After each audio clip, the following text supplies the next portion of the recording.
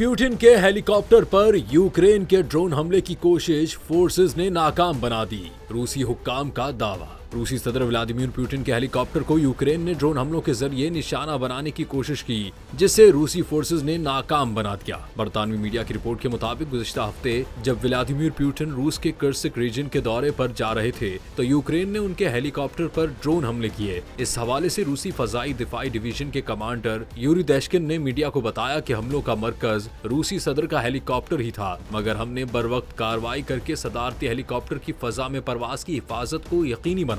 Report के मुताबिक Vladimir Putin के हेलीकॉप्टर को बाहिफाजत कर्स्क रीजन पहुंचाया गया, जहां उन्होंने दौरे के दौरान मकामी रजाकारों, म्युनिसिपल हुक्काम और अबूरी गवर्नर से मुलाकात की। रूसी सदर मुबैना तौर पर Mi-17 हेलीकॉप्टर में सफर कर रहे थे, जो कि 82 फीट लंबा है और 30 मुसाफिर या 4 टन सामान ले जा सकता है। यह हेलीकॉप्टर दिफाई निजामों से लेस है, जिसमें इंफ्रारेड जैमर्स और फ्लेयर डिस्पेंसर शामिल हैं। इनके अलावा यह हेलीकॉप्टर मिसाइलों, छोटे हथियारों की आग का मुकाबला करने के लिए अपने इर्द गिर्द बख्तरबंद भी चढ़ा सकता है।